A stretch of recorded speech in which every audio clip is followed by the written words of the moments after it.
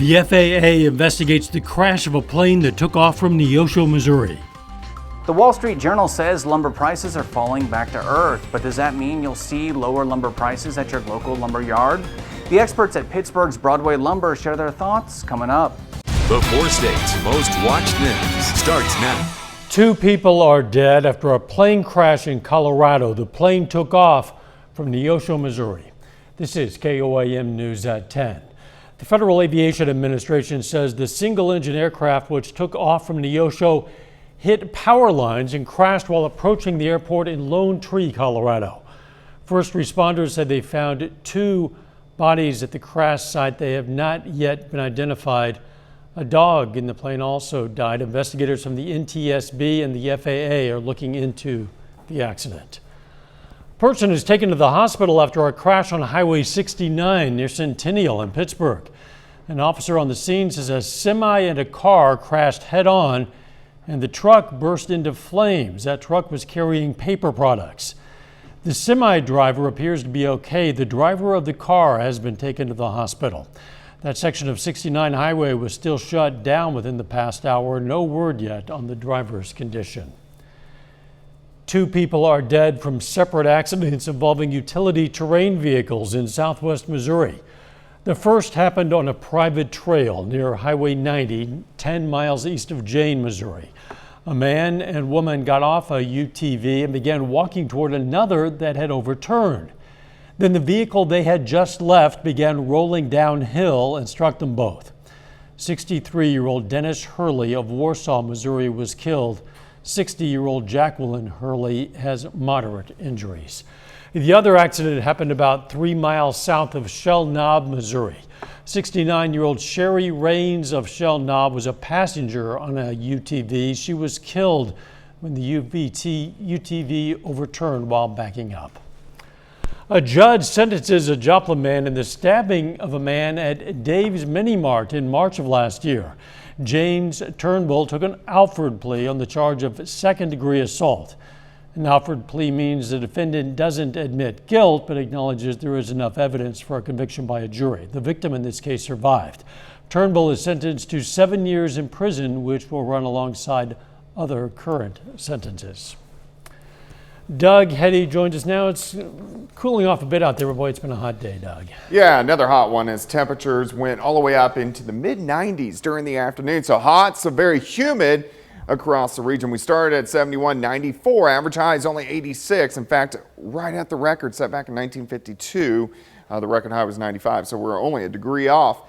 Pretty much clear skies, had a few little clouds and a few isolated little thunderstorms in northwestern parts of Arkansas earlier this evening. All of us mainly stayed dry, still dominated by this huge ridge of high pressure out to the west, and this is really going to affect us as we go through the next few days, keeping us hot and mainly dry. Temps right now, lower 80s. We still actually have a heat index, believe it or not. It feels like 85 to 90 degrees, and our temperatures for us tonight will drop back to about 71, up to 96 again for us tomorrow. So another hot, humid day. But we are going to get some relief. We're going to be talking about that here in just a bit. All right, catch you then. Thanks, Doug. The Wall Street Journal and Fortune.com say lumber prices are falling fast. But the operation manager at Pittsburgh's Broadway Lumber says that doesn't mean 4-staters will see 2019 prices at their local lumber yards anytime soon. KOAM's Mike Mahoney has that story. Sky-high lumber prices caused by the pandemic have had an impact on Joplin's Create and Sip studios by making popular do-it-yourself wooden signs unaffordable. I would be offering a lot more wood classes. It's really hard for me to keep up with the inventory on it to be able to offer it as often as I once was. And so it's now mainly a specialty kind of class and offered only to private party classes. But this could be a temporary situation for the studio and others who rely on affordable lumber. The Wall Street Journal reports that futures for July delivery ended Tuesday at almost $1,010 per 1,000 board feet, down 41% from the record of a bit over $1,711 reached in early May. And as for the prices that distributors pay from sawmills, Fortune.com says that the cash price of lumber is down 20% from the all-time high set on May 28th. But the operations manager of Broadway Lumber in Pittsburgh warns consumers that won't translate into an immediate price drop at your local lumber yard. The futures are the futures. The current prices will not reflect that immediately, obviously. But that doesn't mean lower store prices won't eventually come back to customers as the lumber market stabilizes, which is what Broadway Lumber's operation manager thinks is behind the current price and futures drop. It's a calming down of events that have just, like you say, just skyrocketed over the last several months. And now we're seeing that I think people are just becoming more cautious, and a lot of large buyers have decided to take it easy and therefore stabilize the price because the demand has gone down. And if the market stays calm with lumber prices lowering at the lumber yard, wooden sign classes and a whole lot more will come back to create and sip. Once prices reach down, yeah, I'll be able to afford to offer up more of the projects that I used to, and even add some of the ones that I thought about adding before the situation happened. In Joplin and Pittsburgh, Mike Mahoney, KOAM News. According to Fortune.com, home builders and do-it-yourselfers finally balking at inflated lumber prices also played a role in the current price drop. A heat wave is straining Texas's energy resources, creating a second potential power crisis only 4 months after the last one. Millions of customers lost power during a winter cold snap, leading to burst water pipes and severe damage. Well, now the grid's manager, known as ERCOT, wants people to limit power use until Friday to avoid another emergency, at the same time as temperatures reach triple digits in some areas. In a press call, ERCOT pointed the blame at the specific companies supplying the state's energy. An expert says the plants that are failing are the traditional ones, the coal, nuclear, and natural gas plants. Both President Biden and Russian President Vladimir Putin agreed their relationship is at a low point as they went into today's summit in Switzerland. After about 3 hours of discussions, the two sides signaled the door is open to find common ground on a range of issues such as cybersecurity. Natalie Brand has more on what could be the most consequential meeting of President Biden's presidency. Following their highly anticipated summit in Geneva, President Biden described the tone of the meeting as positive. President Putin called it constructive. I think there's a genuine prospect to significantly improve the relations between our two countries without us giving up a single solitary thing based on principle and our values. This summit comes at a low point in U.S.-Russia relations, but a meeting that President Biden hopes will put them on a better, more stable path. I think that the last thing he wants now is a Cold War. Both President Biden and the Russian president said they plan to restart dialogue on nuclear arms control. We discussed in detail the next steps our countries should take on arms control measures, the steps we need to take to reduce the risk of unintended conflict. And the two sides agreed to return their nation's ambassadors to their foreign posts. But stark divisions remain over other key issues, including human rights and who's to blame for recent cyber attacks on the U.S., believed to have originated from hackers based in Russia. I pointed out to him we have significant cyber capability. And if in fact they violate these basic norms, we will respond. Cyber.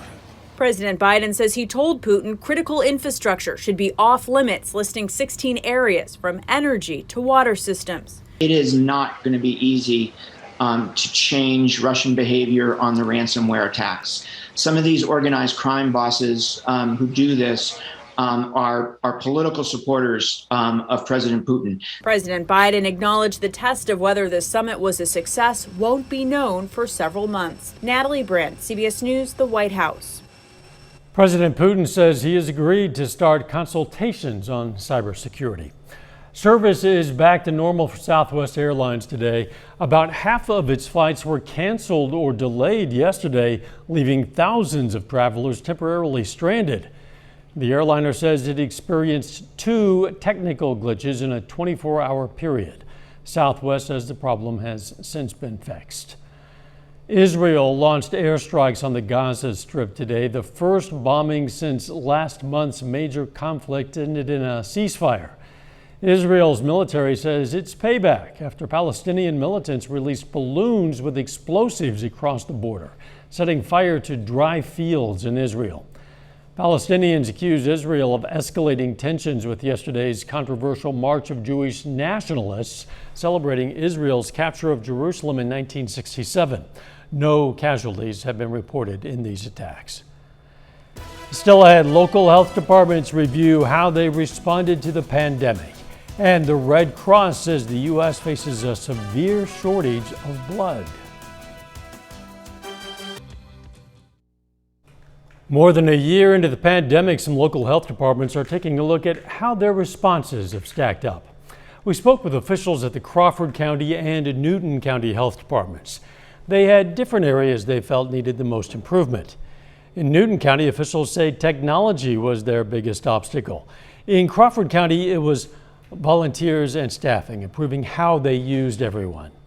Teddy Van Kam with the Crawford County Health Department says she divided her staff into teams, but felt the organization could have been better. And I think I would have created that sooner and rotated people out a little bit sooner because, fatigue is one of your biggest enemies when you're trying to work through a pandemic. Both health departments say the biggest positive in the pandemic response was how the healthcare community as a whole came together to support each other and the communities they serve. As demand for blood continues to climb, the Red Cross says the U.S. faces a severe shortage caused by the pandemic. Mandy Gaither explains. It's being called a severe shortage. We are seeing an unprecedented demand for blood. Over the past 3 months, the Red Cross says it's distributed over 75,000 more blood products than usual. That's more than 800 extra units a day. Why? The pandemic. We've been seeing patients that had their care delayed that are now coming back to have their procedures done, whether they would be elective procedures or other types of things. And some of these patients are coming back sicker, so they need more blood than they might have ordinarily needed if they had gotten the care sooner. The Red Cross is also seeing a 10% rise in red cell demand from hospitals with trauma centers this year. While all blood types are needed, types B and O are in demand most.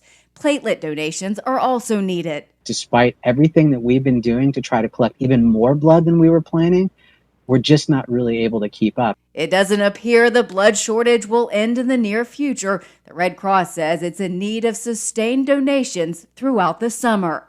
For Health Minute, I'm Mandy Gaither.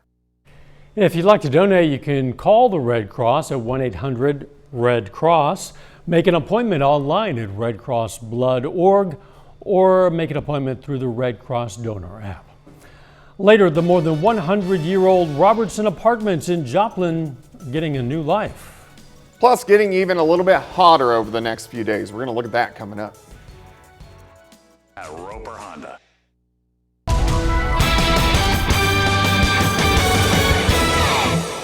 Well, it definitely turned out to be a hot one for us today as our temperatures up into the mid-90s for highs. And we're going to continue to heat up as we go through the next few days. Plus, those heat indices are going to be up there. But we do have some changes in relief, at least in sight. Storms cooler by late Sunday into Monday. Of course, you can always get my long-range forecast on my month-long blog. That is KOAMnewsnow.com. Great time lapse, Indigo Sky Casino and Resort, and pretty much clear skies most of the day. And then we had a few random clouds during the evening hours, but in general, pretty nice time lapse. In fact, look at our highs way up there, near record highs for us. Most of us low to mid 90s, upper 90s on the Kansas and the Oklahoma side. We have dropped back. It's still warm. Most of us are sitting about 80 to about 82 degrees. And I think we'll drop back into lower 70s later on tonight. But our humidity is high. This is our dew points. This measures how much moisture is in the atmosphere, and it puts it in a degree fashion for you. Anytime it gets into the 70s, that's kind of high. So that puts us in that muggy to soupy range, and I think that's where we're going to be sitting over the next couple days. Outside right now, we are sitting at 81, south winds at 5, humidity is at 74%, and our Skywatch storm tracker pretty much clear. We've had a couple random showers, isolated thunderstorm that has popped up southwestern Missouri, northwestern parts of Arkansas, but that's really about it. This is just due to some very weak waves that rotate around this huge area of high pressure, But until this high breaks down, we can't get any big storm systems into the region. So it looks like we're going to be hot and dry, at least over the next couple days. We are going to get some clouds tonight. Thunderstorms are going to drop in central parts of Missouri, mainly staying just east of us, but we could still get an isolated thunderstorm in here tomorrow, especially tomorrow afternoon. Mainly just hot, humid, temperatures up there again, 71 to start, 91 by noon, and a high temp of about 96 degrees during the afternoon. Tomorrow night looks fine as we head into Friday morning. And then on Friday, any thunderstorms that would be out there will mainly stay to our north near Kansas City. So for us, it's hot, humid once again. High temps into the upper 90s. And then thunderstorms start getting a little bit closer by Saturday, but I still think in general, we stay mainly dry all the way through Father's Day on Sunday. Look at our heat indices, right around 100 tomorrow, and then about 103, 405 on Friday. So it really starts to crank up there over the next couple days. So almost dangerously hot. So be careful if you are going to be out there. Let's go into the weekend. Tropical moisture to our southeast. But for us, here comes a cold front. So here's Father's Day. We're going to be on the hot side during the day. Slides through Sunday night. Some scattered showers and thunderstorms. And then turning much cooler by the time we head into early next week. 76 tomorrow, 96 tomorrow, 96 Friday, 93 Saturday, 94 on Father's Day. And then look at this, high temp of only 79 on Monday. Yeah, we'll certainly take that. You said 76 tomorrow, those some wishful Yeah. thinking. Thanks, Doug. The Missouri Southern Board of Governors approves 2 new degree programs and a tuition increase. The 2 new degree programs are a Bachelor of Science in Biomedical Sciences and a Master of Arts in Teacher Education. The tuition increase amounts to a 4% hike for undergraduates. Before today's meeting, Missouri Southern officials toured the new Lion Village. It's a residential housing complex on campus. The 4-story, 92,000 square foot building will house around 300 students. The Lion Village is expected to be finished by August. Area middle schoolers are getting a small taste of college life at Crowder College in Neosho. Crowder Technical Education is holding a summer school program for kids going into grades 6 and 8. 150 students from Neosho, Seneca, McDonald County, and Diamond School Districts are in attendance. The program runs every weekday for 4 weeks. Students are able to choose a different program each week. Those programs include Intro to Agriculture, Auto Tech, Computer Technology, Intro to Engineering, and more. I thought it was just going to be a better time in school. School is just not the same. And I get to meet different people, like from different schools. Classes continue through June 25th. Still ahead, a piece of downtown Joplin history is getting a new life as a hotel. We're going to tell you about the group behind the project and when they expect it to be available for booking. Doug Head. For the first time in more than 50 years, a hotel will be opening in downtown Joplin. The Robertson Hotel was first opened in 1917, served as a bustling part of downtown Joplin into the early 2000s. It's been closed for a number of years now, but is about to get a new lease on life. Radisson Hotel Group Americas just signed the buildings onto their Radisson Individuals line of hotels. It'll have 55 rooms and suites, a fitness center, and a 1,200 square foot meeting space. That's something we've been missing here, is to be able to do everything, visitors to do everything in downtown. So I think it's definitely an important piece, and particularly with like the Cornell complex coming in and some of the other things that are happening and moving in downtown. Company hopes to have renovation complete by the fall of this year. Carl Junction's police chief announces his retirement. Chief Delmer Haas announced his retirement today after 16 years in that position. In a statement on Facebook, Haas says, quote, "Carl Junction has become my adopted hometown. It is a great place to live." His last day is July 6th. Authorities say 5 people from Nebraska were seriously injured when a boat exploded at the Lake of the Ozarks. The Missouri State Highway Patrol says the explosion happened yesterday afternoon near Sunrise Beach. The Patrol says the boat was secured at a dock when a mechanical problem caused a fuel-related fire.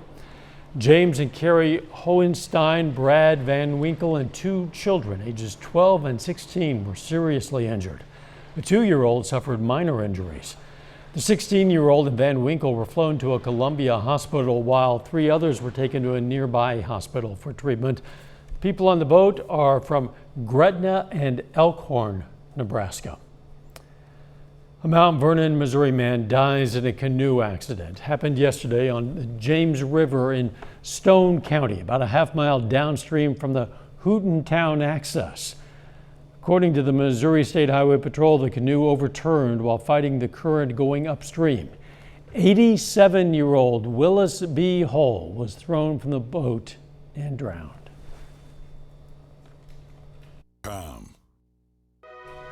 Take time now to honor a local veteran, Petty Officer Second Class Scott Hatfield. The Knoll, Missouri native served in the U.S. Navy, and we are proud to salute Petty Officer Second Class Scott Hatfield. He's tonight's 4-state hero. Skies across New York were lit up with fireworks last night to honor essential workers during the pandemic. Fireworks come as New York State reaches a milestone of 70% of adults getting their first dose of a coronavirus vaccine and the lifting of most state-mandated restrictions. Fireworks displays took place in 10 cities, including New York City, Albany, Syracuse, and Rochester. Meanwhile, 13 state landmarks were lit in blue and gold Tuesday night to mark the vaccination milestone. We are getting there, some places a little bit faster than others. Yeah, very true. Yeah. And our temperature is getting a little hotter in some places than others. We're going to be up to 96 tomorrow. Heat index right around 100. Let's take care of ourselves and each other and make it a great tomorrow.